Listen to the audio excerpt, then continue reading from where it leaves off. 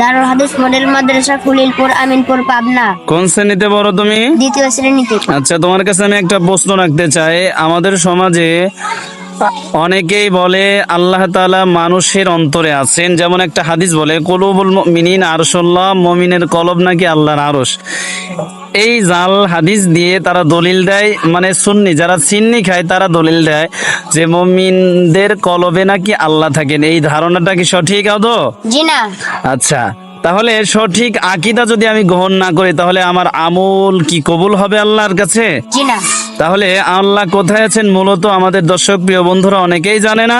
তুমি কোরআন সুন্নাহ ভিত্তিক একটা দলিল দাও আল্লাহ কোথায় আছেন।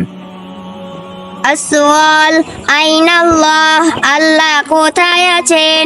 আল জবাব আল্লাহু ফিস সামাই আলাল আরশ, আল্লাহ আসমানে আরশের উপরে আছেন।